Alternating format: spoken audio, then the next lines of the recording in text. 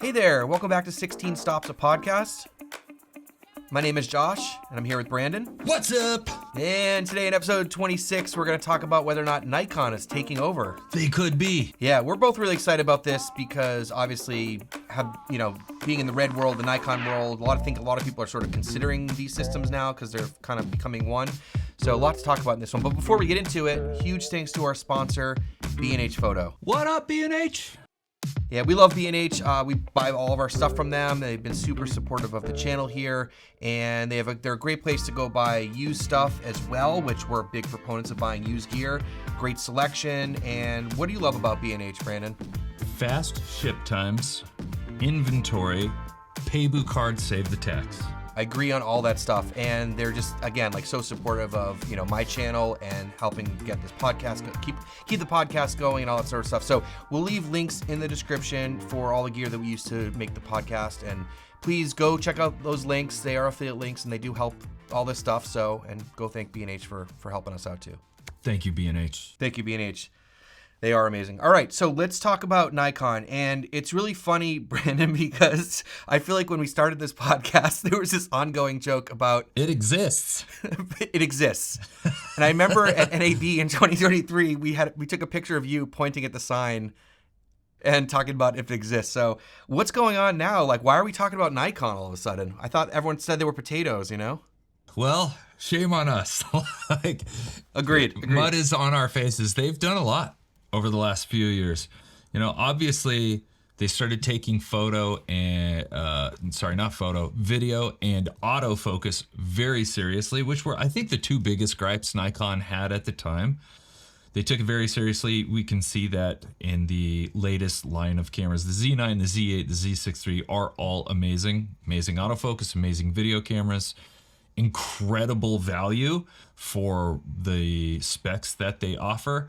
And then they went and bought Red, which it already makes them a serious contender in the cinema world, not just the video world, now the cinema world. So yeah, they're getting a lot of press, and it's well-deserved. Yeah, I agree. I've always been interested in Nikon. I've never made the jump to it. I have recently acquired some Nikon gear because I'm very interested in it personally, but also I think Nikon's going to make some big plays in the next couple of years. They already have signaled that with, purchasing Red.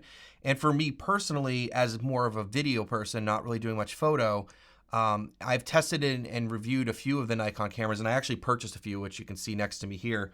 And so I am personally investing in the system because I believe in it. And I also just, I use all these different cameras. And so for me, if I could spend some more time with one or the other brands as I'm creating my own content, it helps me understand it better. So it's really exciting. Nikon, I think a lot of people are just getting into this, especially if you're in the video space, don't realize that Nikon's been a legendary brand for decades. I mean, there were professional photography cameras up there with Canon for years and years and years.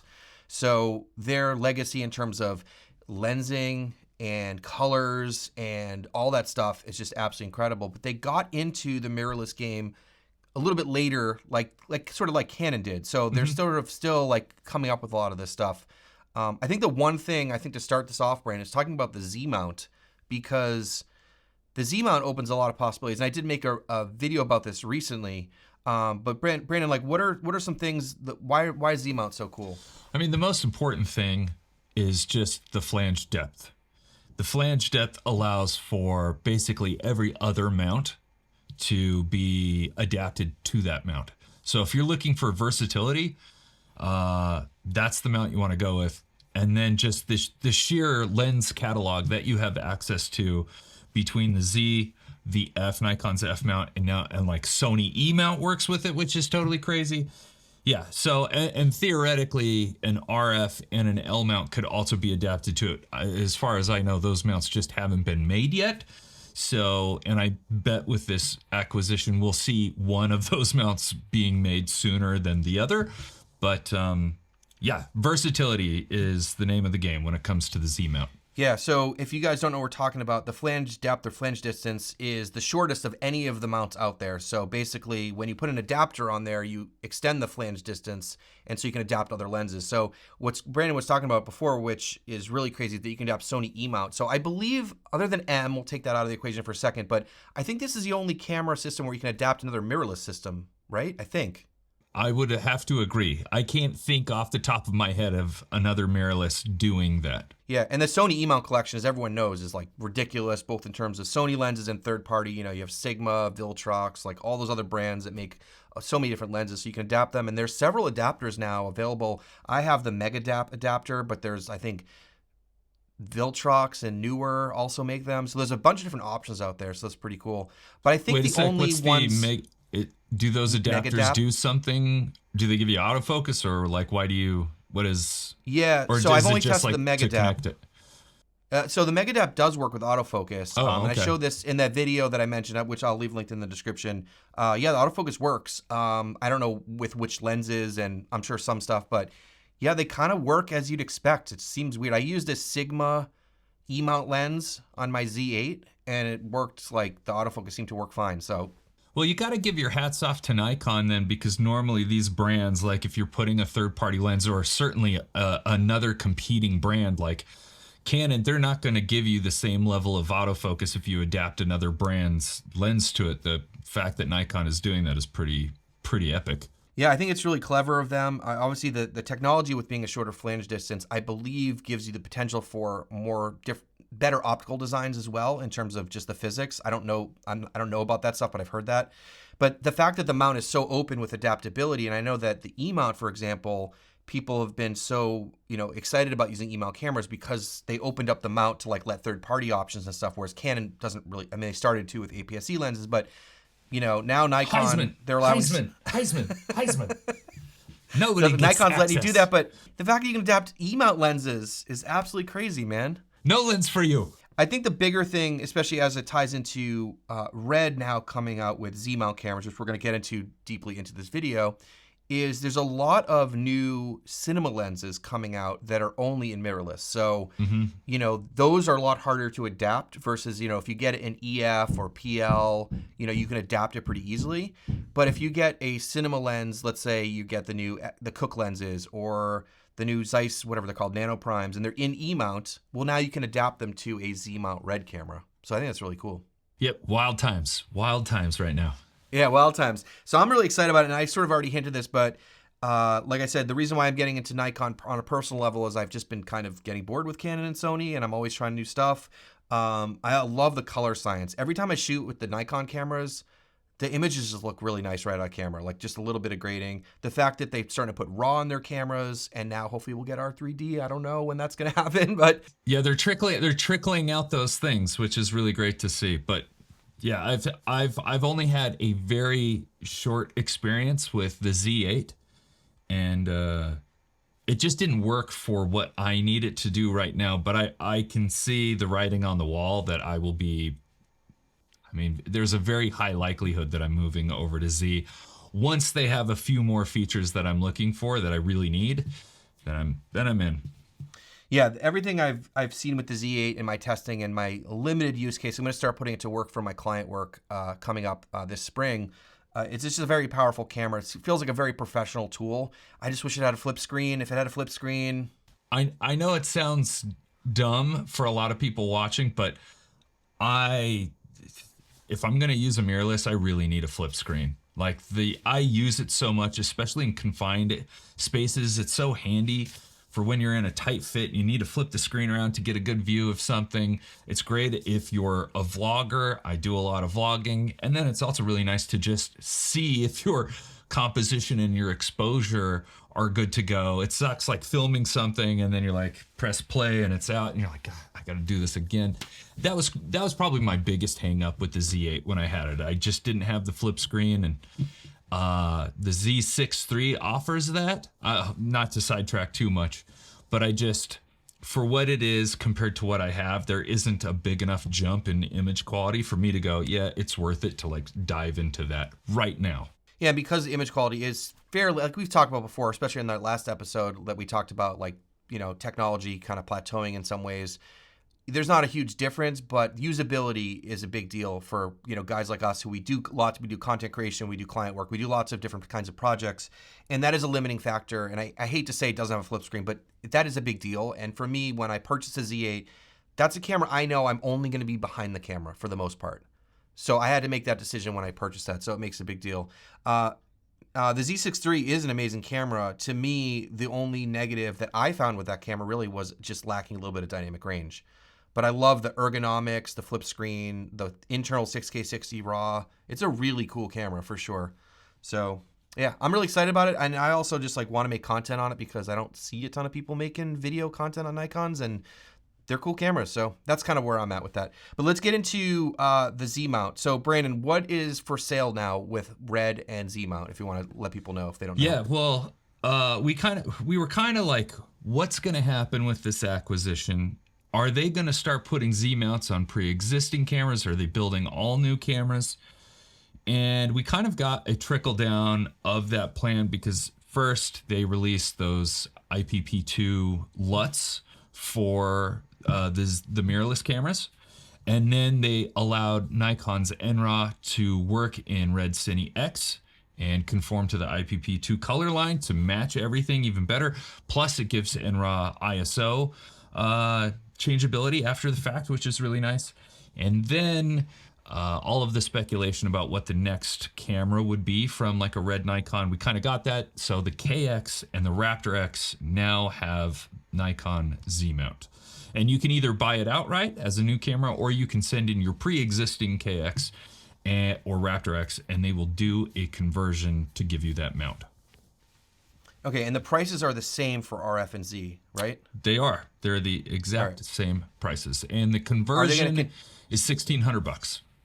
Okay, we'll talk about the conversion in a second. I want to talk about the actual cameras that exist first. So, are they going to continue to sell the RF mounts? Yes. For now, at least. They're going to continue to sell them, and they're going to continue to support them for quite a while, from what I've heard. Okay. So the first thing that came to mind about this with their offerings and what they came out with, of course, I know me and you and a lot of us have been talking about like what's going to happen, and we kind of all figured that this would be the first obvious step, and we'll get into that later too. Yep. But the fact that they're only offering this on two cameras, the KX and the Raptor X, I think to me shows that these are Red's two main cameras moving forwards, because they didn't offer for the full lineup. Well, they can't.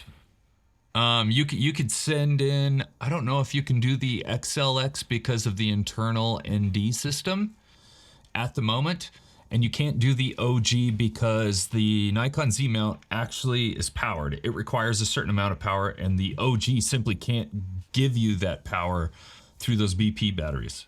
If it could, maybe it would be one thing, but it's also the reason why the OG can't use the monitor through the pogo pins, is because the BP batteries just can't supply that amount of power. And we're seeing like the DSMC3 bodies, and they haven't been around for a long time, but they've been around for a while, and it just made a lot more sense to give the pre-existing camera the new mount. But I think, 12, 18 months, it's probably going to be the latter, is when we actually see like new bodies, new architecture with this Nikon Red joint venture, and that will probably be the new array of DSMC4, What was interesting to me was that I didn't know the reason why the OG couldn't get it, but that completely makes sense. But I was thinking the other cameras on up, like the V Raptor, not the X version, the Super 35 Raptor, there are other cameras. You do make a lot of sense. I haven't even thought about that. I have no idea as to why those aren't, but they're also just going away from the non-X version of those Raptors, from what I've heard. Now, I could be wrong, but with all of the advancements that they have in the X version, they're probably just not going to sell those. Yeah, I mean, to me, that makes the most sense, and also the fact that they only chose those two cameras, to me, signals that that's kind of like, these are the main two cameras. Yeah. So let's talk about conversion. You mentioned $1,600. Is that basically this cost for either a KX or a V Raptor X?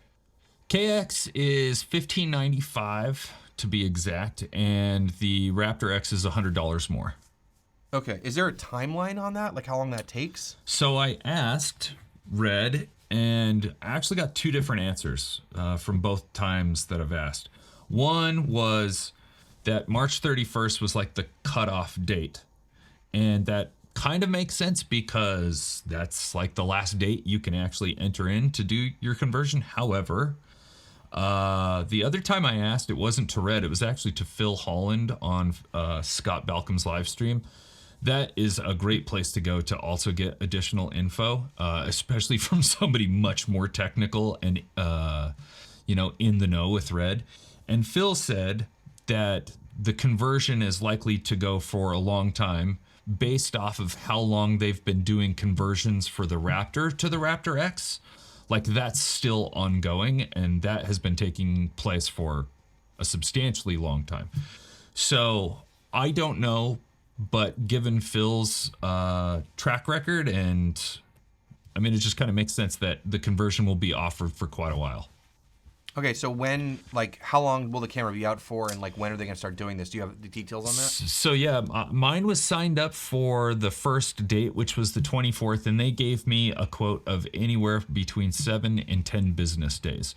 However, one thing you should know before sending it in that could lengthen that amount of time is every camera that goes through Red has to be inspected first. And if everything is up to Red's, quality control, like up to their standards, and nothing needs to be fixed, then that 7 to 10 days applies. But if there is something that's not working and they need to replace it, that could increase the amount of time. And from what Red told me, if there is a replacement or a fix that needs to be done, they won't do the conversion until that fix has been taken care of. Okay, that makes sense. So in addition to the mount changing out, there are some other upgrades of Nikon technology that have been infused into this, either the conversion or just buying a Z-mount camera. So I heard about some autofocus improvements as well. What are some of the things that are changing with these new cameras? So they've got some cool, interesting things. Autofocus for sure. And as of Friday, is today Friday? Jesus. No, yeah, today's Thursday. whenever Scott's live stream was, I'm sorry, Scott, maybe that was Wednesday. I think it was Wednesday. Red released a 2.0 beta for the KX that gave it improved autofocus. And it gets a little bit of the autofocus update that we're going to get with the Z mount. You can change the speed at which it, or the sensitivity in which it recognizes autofocus, but it doesn't get the depth of field change sensitivity. So Nikon's getting speed, like how quickly it can lock onto something. And then you can also choose the speed in which you want to, if you're going to be tracking two different things, how quickly that depth of focus will change. So there's that. And then also because the mount is powered, you can do some pretty cool things with zoom lenses. So like the new power zoom, you can actually power the zoom through the camera. You don't have to do it through the lens. And so there's a lot of creative possibility that comes through that. I don't know if that means you could set it up and remotely activate the zoom through Red Control, but it sounds like that's a possibility, which is pretty cool. I could definitely see that happening. So there's other hardware getting swapped out on the camera. It's not just like we're just replacing the mount there. I think there is some other... Yeah. There is some other hardware, and one of the reasons I actually canceled my conversion, I just released a video today on that, but one of the things that they're doing, so when they do the conversion, they of course have to swap out the plate, right? The mount itself, this front plate. And for us Stormtrooper users, all of the KXZ mounts are going to be black. And so you're going to have a black front plate with a white body. But they're also replacing this panel as well. So some of that hardware is probably going into this panel. And so I was like, so I'm going to have 2 plates out of the 6 are going to be black and the rest is going to be white. I was like, can you guys fix that? And they were like, well, no. So I don't know if Red and Nikon will address that, kind of look at it again, because I know some people that are specifically not converting because of that issue. But yeah, so I'm assuming it's the other hardware changes that are being made are taking place on this panel. I could be wrong, but I assume that's what it is. It makes me think of like when you get in an accident, you have an old car and you go to the junkyard and you get a door and a front fender that's like a different color. It's got that epoxy color to it. No, it's like you got a silver car, but you got like a red door, I feel like it's that kind of... I think I wrap almost all of my cameras in Alpha Guard skins anyway, so I was planning on doing that, but it was just like, come on, like I spent the extra money for the Stormtrooper and bought in early. Like just swap them out and we'll see what happens.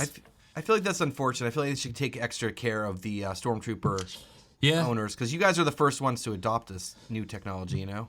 me too. Obviously, there's like a cost to do all this, and I feel like the $1,600 probably offsets that. But I'm not, one of Nikon's business people. So Yeah. anyway, Okay. Nikon, you should definitely do that though. I think you would swing a lot of people just by doing that. Yeah, especially the Stormtrooper owners are probably the most hardcore, users and fans of Red as well, because they're the ones that put up the money right away. Yeah, I don't expect them to swap it out with other white plates if the rest, like if all the cameras would be in black. We're saying, hey, can you just make our entire camera black then? Like we just don't want white and black. Or like help you guys out and say like we'll give you the Z mount and we'll take this one and sell it refurbished or something. Like, there's options. Yeah, yep. Okay. So let's talk about the RF mount now, because I think there's implications here about what's going to happen with those previous cameras and then the RF mount in general. So it sounds like they've already offered an update for the RF cameras in terms of getting some of the new autofocus stuff. I wonder if moving forwards, though, if there will be as much support for the RF mount and for how long and those sorts of things. Any thoughts on that? According again to Phil and Scott, and Phil has had a very long-standing relationship with Red. I mean, he is normally the first person that gets sent a camera to go out in the field and test with. Like he knows Red. And according to Phil, this support is going to happen for a long time. However, when you think about it, the advancements they can make in a Z mount compared to an RF mount are substantial, right? So for the first time, Red will have protocols from the lens all the way to the sensor, and they've never had that. With the RF, they just have the sensor, and they have to, reverse engineer all of the autofocus protocols and anything else that they wanted to do. As Scott said on his live stream, the RF, the Canon Red partnership was like a handshake, but the Nikon Red thing is more like a hug. So now that they are a family, there's far more advancement that can take place, but Nikon also doesn't want to leave us RF mount users out in the cold. And so from what we've heard, the support's going to come for a long time. And the camera has enough bandwidth to support that support. That was funny. Okay. Yeah, support that support. My question also is about the RF system in general. And I know this is probably a very small amount of people that are probably owning Reds and owning, let's say, Canon cameras that share lenses. I think that's probably a very small group of people as well. But I know that's part of your decision process with maybe upgrading or not upgrading to a Z mount is like, well, do you own Nikon cameras, right? Yeah. So I'm wondering if this sort of thing does shift anything at all in terms of Canon users or the RF lens ecosystem and that sort of stuff. Yeah, for me at the time, it made a lot of sense because I had 3 different Canon cameras. I had this, which was Canon, which meant, hey, buying mount specific glass makes a lot of sense. I can swap between them. Then I started getting rid of the Canon cameras, and then it made less sense to own a bunch of Canon glass if this was the only camera that could take it. And then I started doing some testing with like my Sigma art lenses, and they would perform better in many situations than the RFs did. And so I was like, well, that doesn't make any sense for me to keep these at all then. I'll just get the Sigmas. They're a third of the price and they're faster and smaller. And one of the reasons why I'm not converting at the moment is because I don't have any Nikon glass. It doesn't really make sense to have any because I also don't have any of the mirrorless cameras. So it kind of feels like you really need to be in that system or not. But like right now, everything I'm using is either EF, Leica M, or PL, and that's all like universally adaptable. So right now I can kind of like move and go as I please. But yeah, if you're heavily invested into the RF system, obviously you wouldn't upgrade to the Z mount, but you might be feeling like, crap, I'm screwed. And I don't think that's the case, at least for a few years. Yeah, if you're adapting lenses, like you're not using RF lenses, you're adapting EF, PL, M, whatever, then it literally doesn't matter which system you're using because you're going to use an adapter anyways, and they're both mirrorless, so that's great. But I do think, obviously, it makes so much sense that Red has Nikon mounts in it now that they own it rather than Canon mounts, because if you're going to pick up a second camera, maybe you need a stills camera or you need a B camera or something like that. Like picking up a Nikon mirrorless, I think would make a lot of sense in those situations. And let's be honest, like it's not Red going, hey, we just don't want to support Canon. Canon is saying like we don't want to support anybody else. Like Canon is the one making it really difficult to like get these autofocus protocols and everything. And with Nikon, they're like, dude, let's do this thing. So of course, Red is going to be stoked to like work with a company that really wants to work with them. Yeah, and you had mentioned the possibility of controlling zoom on a power zoom, but to me, one of the things that makes me excited about this specifically with lensing is the potential of getting lens corrections in the into the Red cameras, because if most people watching this don't know, if you take a mirrorless lens that really relies on the camera body to do in-camera lens corrections and you put it on like a Red, you're going to see all those distortion and vignetting and all that sort of stuff, which a lot of the new RF lenses, and it's true for Sony glass, and it's got a lot of issues that the Canon and Sony and Nikon bodies like take care of. So the fact that it's all one sort of ecosystem, I'm really hoping those lens corrections, because then the mirrorless lenses become a lot more valuable to Red users. 100%. Either that or make lenses that don't rely a ton on lens corrections. Yeah, well, that's not where the industry's going right now, I know. People want smaller, lighter, cheaper lenses, so that's kind of where things are going. I do think, though, that this gives a lot more future-proof to these Red cameras, because I think there's more options and more flexibility there. So I think it's pretty cool. For sure. All right. So overall, I know like nerds like us are excited about this, and it sounds like you've canceled your order to upgrade, but I don't know how many people this actually affects out there besides us nerds that are like talking about this. I don't know how many KX and Raptor X owners are out there, anyways, and then would even consider an upgrade. I don't even know what kind of numbers we're talking about here. I don't either, but I will say it's putting like high-end video onto the horizon, like onto the periphery of some of these old school Nikon photographers. So many of the Nikon photographers are using Nikon because they are sports and wildlife shooters. And for me, the prospect of getting really good autofocus, much better than we have now, strapped to like an 800 mil on this thing with autofocus for wildlife that would be dope. Like that would almost make me want to go, oh wow, so I can have like Red quality footage with a lens I already have. If I'm a Nikon shooter, I've got this 800 mil, I can throw it on there, which gives it like 1100 mil with the crop, and now I can shoot 6K 80 frames a second. Like that's pretty cool. So numbers wise, I don't really know, but I can't not think that a bunch of the Nikon user base isn't looking at this and now for the first time seriously considering not just going into video, but like going hard into a video system with Red. I definitely had the wildlife people in mind when I heard about this, because I was thinking a lot of the like National Geographic and like really hardcore wildlife guys, a lot of them shoot on Red. That's kind of the standard for a lot of those guys. Yeah. And they're shooting on Raptors, Super 35 Raptors, and full frame Raptors. And I'm just thinking, man, if they could utilize native Nikon telephoto lenses with autofocus and probably stabilization too, that's going to make a huge difference, because Nikon makes some amazing telephoto lenses, and that's definitely a strong point. I mean, they make great lenses anyway, so that's really cool. Yeah. So I want to take a step back about this integration, because it was about a year ago, I think, when this happened, right? When Nikon acquired Red at this point. I think so. Yeah. So this isn't a fast thing, right? This took a year. I mean, it's going to take a while. It's not surprising, right? It's not surprising, but like, I think a lot of us are waiting, and I don't know when the LUTs came out. That was sort of the first thing, the LUTs, and then the Cine X was only a couple weeks ago when they announced that. So this has taken a while.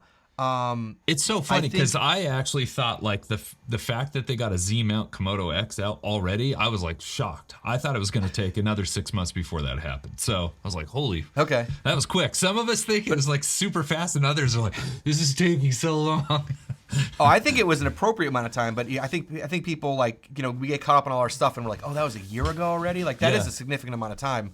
I didn't expect it to be faster than that, but it has taken a while. I think a lot of us were curious about what would happen first, if it was taking Nikon tech and putting it in an existing Red camera, or we're going to see a new Nikon product with Red tech in it. So I think this made the most sense. Obviously, it did to them too, because that's what they did. Yeah. But I think it's kind of a trial run of like sort of merging the like Nikon and Red engineering departments together and trying to like get everybody on the same page and get things working. I think that either next we will see a Nikon camera with Red tech, either maybe they can incorporate it with software somehow into like the Z8 and the Z9, or the next round of cameras from them will have either Red sensors or R3D or some of those things. What do you think, Brandon? What do you think is coming down the line? Of course, we don't know, but... Yeah, I don't know. And I was actually thinking about this the other day because my initial thoughts were, we're going to see the next iteration of Nikon mirrorless cameras with Red sensors in there and Red RAW. That just made the most sense, right? They've already taken out the mechanical shutter. It's now electronic. The next step is going to global shutter. Let's put in a Red, Komodo X or Red Raptor X sensor. But then I thought, like, how does this work for the photographer? Because neither of those sensors are 3x2 sensors. They're both, you either get a VistaVision sensor or you get, this weird 17x9 sensor, 1.3 crop, APS-C, whatever. And that's not typically the frame that you use for photography. So right now, I'm like, I don't know what they would do. Would they build an all new sensor wafer cut to 3x2 for those cameras? Or would it just be another different global shutter sensor and then they're just going to put Red RAW in it? I don't know. It's a good question. I hadn't really thought about the sensor design because those are all... 17x9 roughly? Yeah. Okay. I think also, as much as we're like, yeah, man, I want to see a Raptor X sensor and a Z9 Mark II, it's like, man, that needs a lot of cooling. I think that like this is going to be a real tricky thing because if you've run a Red camera before or some of these other cinema cameras, the heat pouring out of those things is a lot. And it's not only to keep it from overheating, but you have to keep the sensor cool to maintain image quality. So I think there's a lot of technical stuff they have to figure out before they shove a Raptor sensor in a mirrorless camera. If you ever get a look at like the internals of like the KX, it's like a sensor and then the rest is just like a giant heat sink. Like it takes so much to keep it cool.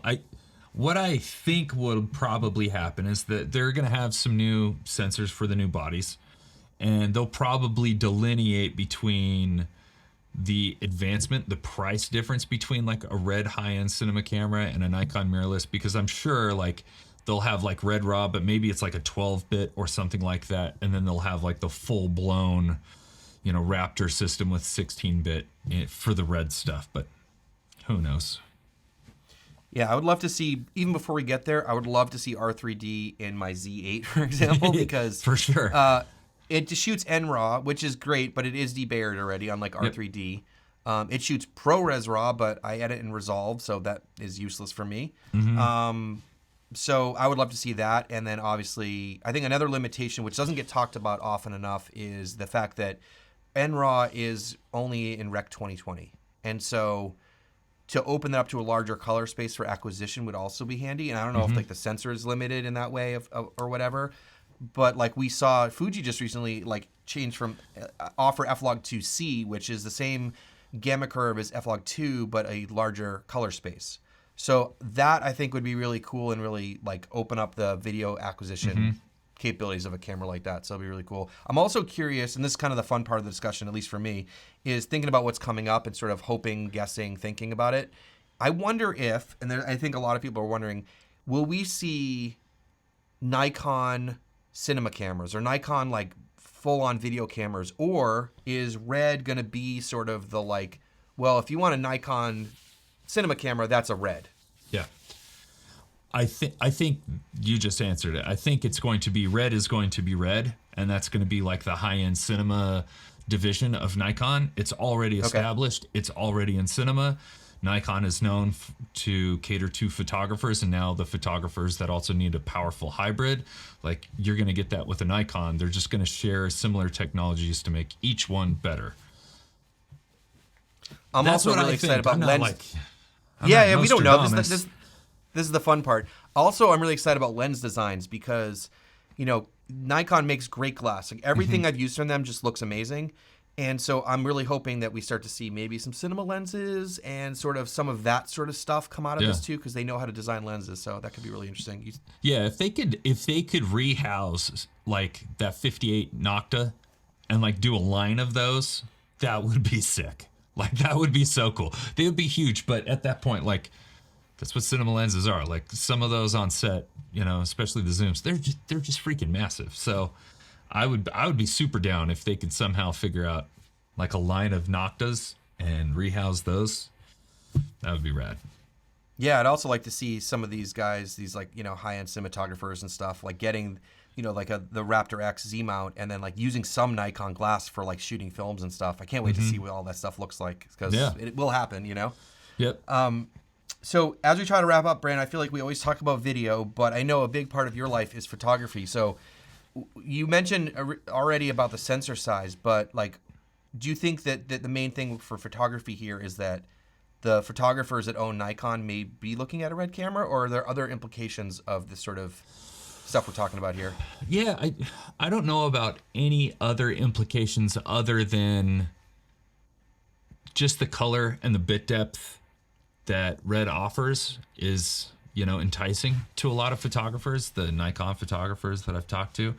But I think it really just comes down to it's kind of putting video more on a photographer's horizon now that they can like, they're like, oh wow, my system now supports this high-end cinema camera. But who knows? I don't know. I don't know if it affects Nikon photographers at all for the most part. I don't know how many of them are like, other than like the wildlife shooters or whatnot, you know, the high-end wildlife people, the high-end sports people. I don't know how many of them would also want to carry around a separate system for that.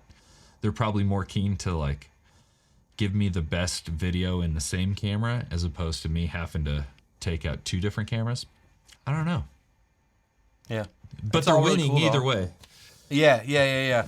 I'm really excited about all this, man, and I can't wait to see what happens with Nikon specifically, and then obviously we'll see what happens with Red if they come out with new cameras. Let me ask you, and Josh. all that sort of stuff. Yeah. Because this is a question we didn't ask, but do you think this is enough to just like really start swinging people to the Nikon system? Well, Brandon, I mean, we've had this conversation offline, like, and I didn't think. I mean, not even that long ago, you were like, you said to me one time, you said, I'm never buying a Nikon. That's what you said to me. Yes. And that's because they make ugly cameras, and I stand by that. I know. They're very comfortable. They do a lot of things. They're very ugly. But the reason I don't think we count in this conversation is because of what we do. Let's be honest, Josh. You're camera agnostic because you use a YouTube channel to test cameras. Like, it makes sense that you have a bunch of different stuff. And while I don't do what you do, I do similar things, right? Like, I just love cameras. And I think we're both in a fortunate enough position financially that we can explore different systems. For most people, they don't have the luxury of just being able to grab this and swap out. It's at that point, you really are kind of like losing a lot of money. So when I ask, like, do you think it's enough for somebody that's committed into this system, let's say it's Sony, and they have to be committed, they don't have the money to go out and do a bunch of things. Do you think it's enough for them to go, yeah, now it's time to like jump into something else, you know, the people that aren't YouTubers? That's a great question. I think obviously depends on every person involved. I don't think at the time being it's enough for people to jump, but I think it's people are starting to consider it and think about it and are getting curious about Nikon. Yeah. And I think that's where it is right now because they're like, wait a minute, this is getting serious over there. This isn't just Nikon doing Nikon stuff. This is like we have Red involved. We have a lot of people talking about this for high-end work. A lot of people, and not just me and you, Brandon, but a lot of people I've been talking to like, what? I don't even know what lenses they have. Yeah. You know, like a lot of people just don't know about the system, and there's a buzz about it now amongst the camera nerds, of course. Yeah. But I don't know if you're like heavy. And the other thing is, a lot of people get frustrated with whatever system they're in for whatever reason. If you're in Canon, it's third-party lenses, it's crippling, it's whatever the things that you hate about all those systems. Or you're waiting for that new hybrid camera from that new flagship camera from Lumix and you've been waiting however many years or whatever it is, and you're looking over at Nikon, you're like, it's looking pretty good over there for a lot of reasons. So I don't know if people are going to jump yet, but I think people are paying attention now, which I think is a good start for them, because when they do come out with their next round of cameras, I think a lot of people are going to take a harder look at getting into the system. Yeah, I think you're right. I think for me, it really is like the first domino is that like a Nikon mirrorless camera gets red raw, and then it's like tip, and things will start really moving for them. Yeah, I would been really curious about playing with NRAW both in the Z8 and when I tested the Z6 III. It's crazy that was in there, and I think back to when they initially got sued from Red, and it was like, whoa, they were like really pushing it pretty hard, and everyone was like not really paying attention. I don't think a lot of us weren't paying attention to Nikon at the time, and now they're like, oh yeah, they have internal RAW. Like there aren't many cameras that do that, so yeah. I just want R3D in my Nikons. That's all I want to say. As per my conversation with Jared a long time ago, there were a lot of cameras that actually had internal RAW, and the companies paid for the internal RAW, and they simply just never implemented it, which is kind of crazy. Yeah, I've heard that before. I think a lot of it has to do with the codecs. I think developing the codecs takes a lot of R&D and money. And I think that's one of the beauties about R3D is that you get this compressed RAW, but it's not been debayered, and it has a lot of flexibility. It's 16-bit. That there's not much that competes with that codec. I mean, B-RAW is great, but it's not the same. You know what I mean? It's not the same, and man, like you think, oh, it's just a few extra colors, or it's but the size, and you're like, it's actually not that big. And just the way it edits, it is the smoothest thing out there. It's crazy that on my M1 Max, like right now, I have a video being edited where I have 8K Red Monstro and 6K Red Komodo X over it, and I can edit that no problem. And that's wild to me. And that 8K is 8K 60. So, it's crazy how easy that codec operates and just how good it is. I think a lot of people don't realize that about R3D is that it plays back really well in your time. The export times are longer because it has to go through the debayering. Yeah. The export times are longer. What I just want to give a quick shout out to Blackmagic, because I know, Brandon, you're not in the world with editing in Resolve, but if you edit in Resolve and use B-RAW, it edits so smoothly, and the export times are like insanely quick. But it's not the same level of flexibility as R3D. I love R3D. Yeah, it's good stuff. All right, man. Well, is Nikon taking over? Not right now, but I think in a year or two we're gonna see a huge push, and I'm stoked for it. Me too. I'm really excited for it too. All right. Well, that was a fun conversation, and I think this will be ongoing for sure. And I appreciate everybody watching. Again, huge thanks to B&H for sponsoring this podcast. We really love you guys, and we'll see you in the next one. Peace.